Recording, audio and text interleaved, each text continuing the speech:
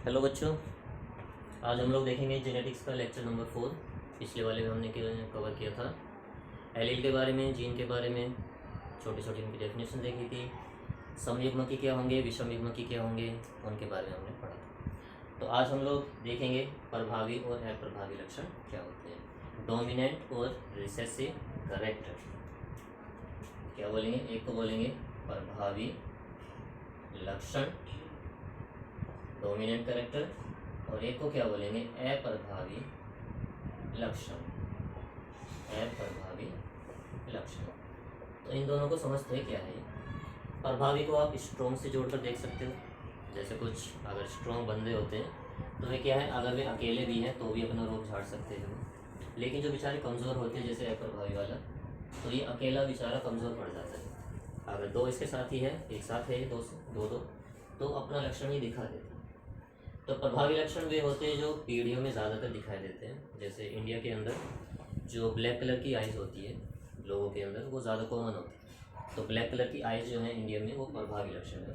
और brown colour की eyes कम देखने को मिलती है, तो वो अप्रभावी है। ओके, इसी तरह से इंडिया के अंदर जो सावले लोग हैं, मतलब ना ज़्यादा गोरे हैं ना ही ज़्यादा काले हैं, उनकी संख्या ज़्यादा है। लेकिन जो हमारे पास में ज़्यादा गोरे लोग या ज़्यादा काले, उनकी संख्या थोड़ी कम होती है। तो वैसे वो जेनेटिक्स, जो मेंडेलियन जेनेटिक्स होती है, उसको फॉलो नहीं करते, उसको बाद में हम डिस्कस करेंगे।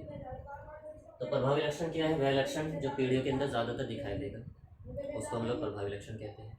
या वह लक्षण जो समयुग्मकी और विषमयुग्मकी दोनों अवस्थाओं में अपने आप को प्रदर्शित कर सके, उसको बोला जाता है प्रभावी या डोमिनेंट कैरेक्टर। अप्रभावी क्या है, वह लक्षण जो केवल समयुग्मकी अवस्था में ही अपने आप को प्रदर्शित करे, विषम युग्म की अवस्था में प्रदर्शित ना कर पाए, उसको बोला जाता है अप्रभावी लक्षण।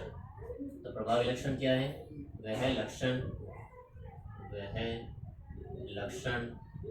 जो समयुग्मकी, जहाँ पर दोनों एलील समान हो, या तो दोनों कैपिटल या दोनों स्मॉल, वह लक्षण जो समयुग्मकी तथा विषम युग्मकी दोनों अवस्थाओं में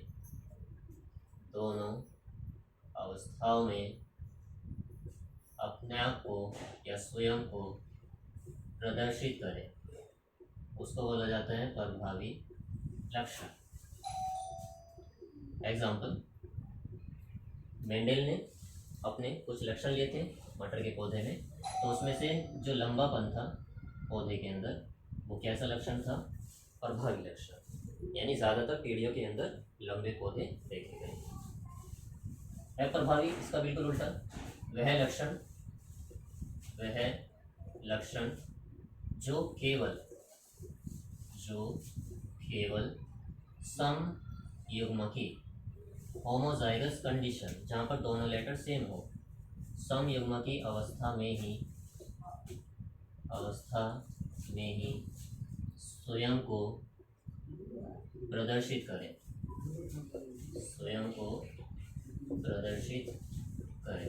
उसको क्या बोलेंगे, अप्रभावी लक्षण, रिसेसिव कैरेक्टर।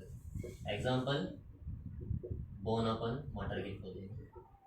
मेंडल ने जो एक्सपेरिमेंट किया था उसके अंदर उन्होंने 7 लक्षणों को ध्यान में रख के एक्सपेरिमेंट कराए थे। उन 7 लक्षणों को भी देखेंगे जो मेंडल के लॉस पड़ेंगे हमको। तो जो लंबापन उन्होंने देखा कि हर पीढ़ी के अंदर पौधे लंबे बन रहे थे, तो उन्होंने बोला कि लंबापन मटर के पौधों में प्रभावी लक्षण। और बौनापन जो था वो क्या कर रहा था, एक जनरेशन में नहीं बना था लेकिन दूसरी में बन गया था, तीसरी में नहीं बन रहा था लेकिन चौथी में बन रहा था। तो जनरेशन का स्किप हो रहा था। जहाँ पर जनरेशन का स्किप हो, यानी कि एक जनरेशन छोड़ के दूसरी में आए और तीसरी में ना आए और चौथी में आ जाए, मतलब फर्स्ट में ना आकर सेकंड में आ गया, सेकंड में आकर फिर थर्ड में नहीं आया, फिर फोर्थ में आ गया। तो जहाँ पर बीच में जनरेशन का गैप होता है, वहाँ पर जो लक्षण शो होता है वो होता है हमारा अप्रभावी। ठीक, तो ये थे हमारे प्रभावी और अप्रभावी लक्षण। इसके बाद कुछ और बेसिक टर्म्स हैं, उनको भी डिस्कस कर लेते हैं। जैसे फिनोटाइप और जीनोटाइप। फिनोटाइप को हिंदी में बोलते हैं दृश्य प्रारूप, और इंग्लिश में भी ध्यान रखना ज़रूरी है, क्योंकि बायो के हार्ड टर्म्स आपको हिंदी और इंग्लिश दोनों में पता होने चाहिए। तो एक होता है दृश्य प्रारूप, फिनोटाइप।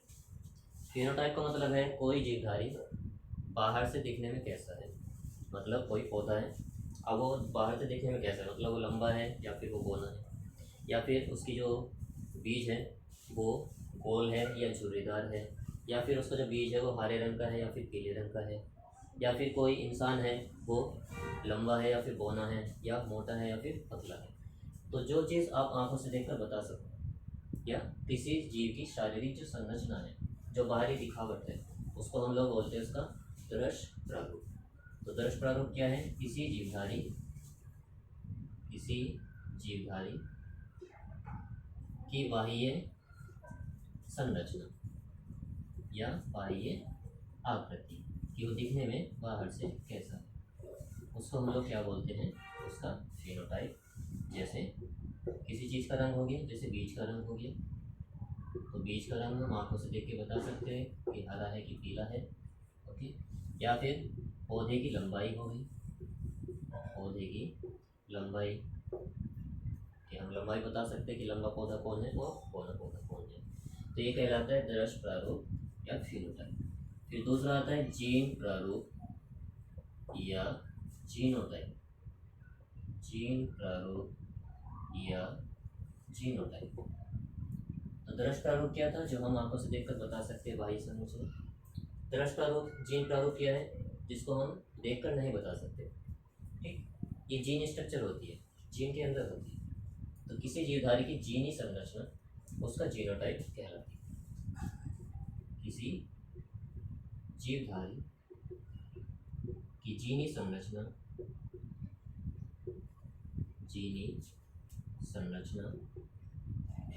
क्या कहलाती है? उसका जीनोटाइप। जैसे एग्जाम्पल भी लेंगे, उसी से अच्छे से समझ में आएगा। शुद्ध लंबा पौधा, शुद्ध लंबा पौधा। तो शुद्ध लंबे पौधे को मेंडल ने दिखाया था कैपिटल टी से। तो ये एक जीनोटाइप हो गया। इसी तरह से एक होता है संकर लंबा पौधा, उसको दिखाया जाता है कैपिटल टी स्मॉल टी से। ये अलग जीनोटाइप है। यहाँ पर दोनों लेटर कैपिटल है, यहाँ पर एक कैपिटल एक स्मॉल है। या फिर बोना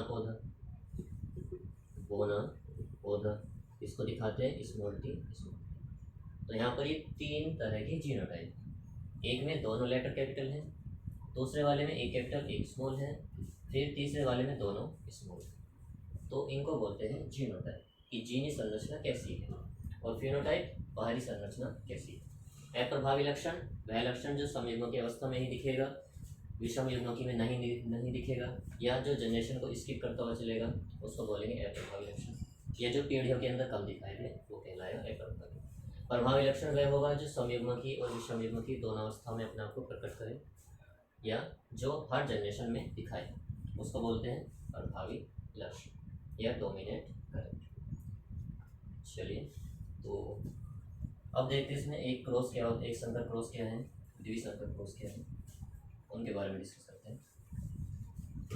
तो मेंडेल ने 7 लक्षण लिए थे मटर के पौधे में, उनको ध्यान में रखकर उन्होंने काफ़ी सारे क्रॉस कराए थे, और क्रॉस कराने के बाद वे उनको उन डेटा को अपने रिकॉर्ड में चढ़ाते हैं, और बाद में एक जर्नल के अंदर उन्होंने पब्लिश भी कराया था।